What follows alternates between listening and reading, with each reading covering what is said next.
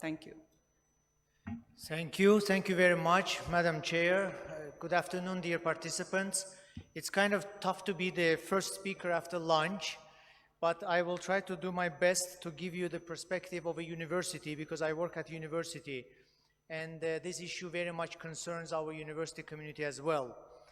The first point I would like to say is that the repatriation of IDPs, Azerbaijani IDPs, has been one of the key policy priorities for the government of Azerbaijan as well as for international community. And in 2021, our university has been asked by government of Azerbaijan to look into this issue, to organize surveys with IDP communities to understand their concerns, needs regarding repatriation. We have visited more than 3,000 IDP families, and we have conducted face-to-face interviews with them. Try to understand what do they think about repatriation, what is their plans, what are their needs.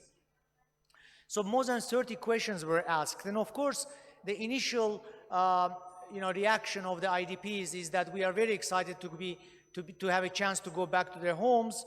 We are very excited about repatriation opportunities, but then we start asking some more detailed questions about infrastructure, about landmines, safety, security, economic opportunities, community development, and you start seeing that the number of concerns is increasing. And landmines and safety was, of course, one of the main issues affecting the rate of return.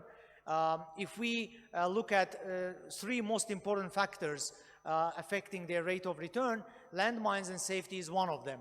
Economic issues, economic opportunities, jobs, livelihood is another large block which affected their return rates.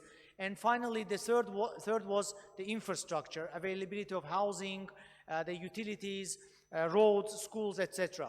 So we have studied these issues extensively, and we have published our reports which were submitted to the government of Azerbaijan. And of course, the next question is, what is the follow-up on that? What can we do to address these concerns, to address these issues? And we have issued in that report several recommendations. One of them, of course, to organize an awareness campaign with IDPs, with people who will be living in Karabakh. This awareness campaign is very important because many of them don't fully understand the risks and dangers of the landmines. They do not understand how to prevent these problems, these risks. This is especially the case among children and younger generation. So awareness campaign is very important, and here the role of universities can be very important, can be very crucial. We can utilize the network of universities where more than 100,000 young people are getting education, among them IDP kids, IDP children receiving free education. So we should utilize the network of universities and network of schools to conduct very important, very necessary awareness campaign and to educate them about the dangers of landmines, about the behavior standards, about ways to minimize risks.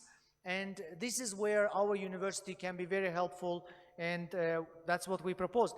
And the other, of course, suggestion was to constantly work with IDP communities about their future settlement issues, because they, in majority of the interviews, they have expressed necessity to go back to their exact villages where they came from. Now, in some areas, there will be different reconstruction of the villages, there will be combined villages, there will be new settlements. So these issues are extremely important for their future livelihoods, for their future economic opportunities, and the sense of inclusive community building. In our university, we have about 30% of the students coming from IDP families.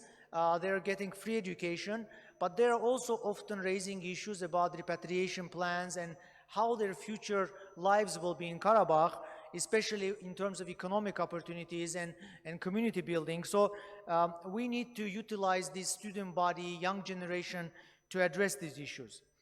Another point I wanted to make is about the research capabilities of the universities and how we can utilize our researchers, our PhD students, our faculty members into the plans for reconstruction of Karabakh from a policy perspective.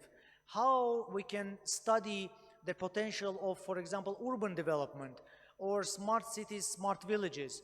How should we build infrastructure in terms of roads, transport, logistics, connectivity lines? What kind of future economic clusters should be developed in Karabakh? What kind of economic sectors should be encouraged? What kind of economic models should be built in Karabakh? And this very much relates to our SDGs. SDG number 8, SDG number 10, building inclusive communities, building economic opportunities, making sure that the redevelopment efforts are also aimed at reducing inequality in those segments of population, building inclusive peace, including future relationships between Armenians and Azerbaijanis. All of these issues can be very much addressed by faculty members, by researchers. We can utilize the potential of our intellectual minds into building these models for future development of Karabakh. And here I would like to propose that, we should not, discuss these issues at the policy level in a isolated manner. We should involve academicians, we should bring researchers, we should bring data analysts, and analysts in very narrow segments of a field, for example, urban planning or agriculture or water management, to address these issues. And this is what we have been planning, we have been trying to do in ADA University for the last year. We have organized a number of discussions on water issues, water scarcity issues, on energy issues in Karabakh, on peace building and inclusive community development, and finally on future economic models for Karabakh. I am going to stop here because I don't want to take much of your time, but to conclude, I want to say that these processes cannot stay away from universities, from students, from young generation, and this is where universities can be very helpful in future works. Thank you. Thank you very much, Dr. Fariz.